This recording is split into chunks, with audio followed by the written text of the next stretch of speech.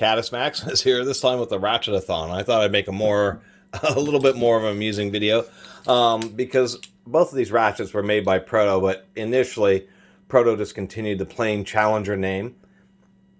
And then after a while, they stopped forging these style ratchets out, and then they started just putting in a different reverse lever that said Challenger by Proto, and then eventually they just got rid of that, and they just went to straight up Proto. So that was kind of the progression. Since Challenger was a pretty big name when Proto bought them out, it was a long transition.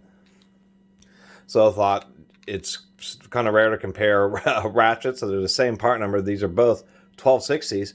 This is a Proto 1260-4.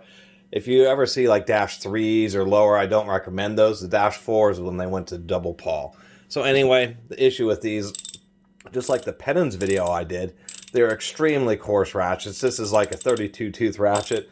It doesn't have a very good mechanism in it, and I'll show you in just a second when I take it apart. It does have a super easy to use reverse lever, a little too easy, really easy to accidentally bump.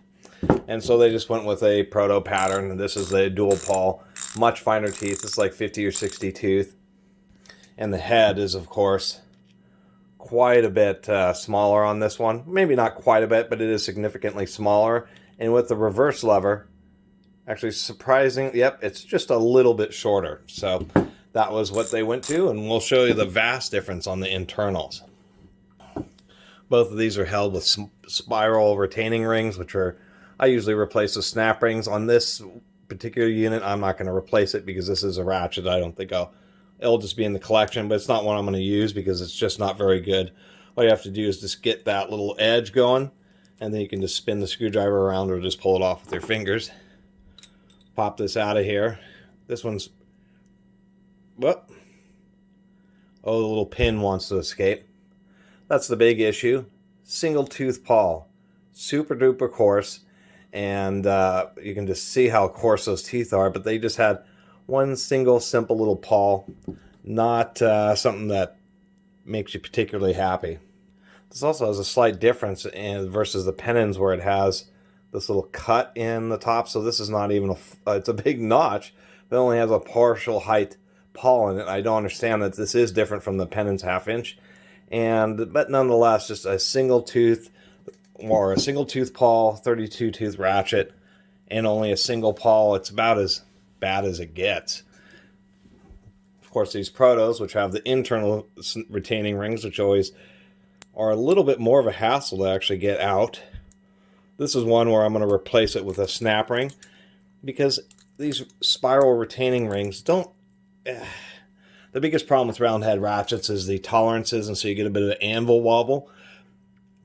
Part of that is just due to the variances in the forging, and then part of it is these cheaper spiral snap rings are not quite as good as a regular snap ring. So that's usually why I replace them with, because regular snap rings tend to be a little bit thicker and then take up that little bit of clearance. And then this one is a hassle. On this one, the ratchet pawls get caught up right on this lip, and so it's a little bit of a hassle, but you can just see how much finer that is. We have 5 tooth pawls. They're probably about as wide as they are on this, but the whole mechanism's a bit more compact. And you have 2 pawls, so you have dual pawls, both 5 teeth each. Even though a little narrower, overall you get a lot more surface area and higher tooth count. So it was a pretty big difference between the basic Challenger ratchets and the Proto by Challenger. This is a case where the Proto by Challenger, these were, or Challenger by Proto instead of Proto by, or the other way around, is it's not always the case. When they just started using this much higher quality ratchet, because it was cheaper to rebrand and just make a different stamping for the reverse lever, and then use tooling that's already for their professional line, and just discontinue making this ratchet. Saves them more money, and so that's the case. But in most times, the Challengers were cheaper. Here's a quick example. The Challenger by Proto, this breaker bar, even though it's actually a little bit longer than the Proto, the big difference is you can see it just uses a standard square stock instead of a bit heavier duty machine stock. And so most times it really was, the Challengers were just a little bit cheaper than the actual just Proto professional branded units. But in this case, it was the other way around. So this is kind of the neat thing about all these tool teardowns and explorations, is the way you learn those little nuances of different manufacturers and their tools. Speed that up, I just went ahead and reassembled these. So that was kind of the point. This particular style, these old Challenger ratchets, just after they were bought out by Proto, were actually pretty bad. These are probably some of the lowest quality ratchets to ever be made in the United States. I don't know if they're at the bottom, but these are surprisingly terrible. These are, as cheap as it gets, just really coarse and single pawl, single tooth. It's just super cheap. It's just amazing the difference between these two Challenger ratchets. This is just so much better.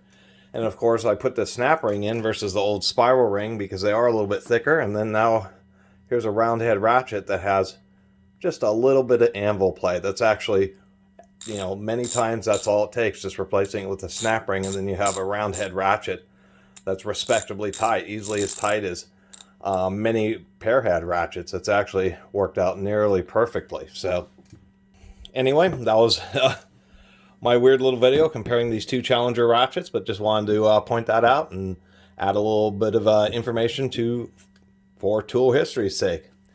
Anyway, I really appreciate everybody who's been watching and subscribing. And if you haven't subscribed, please do. Until next time, Catus Maximus out.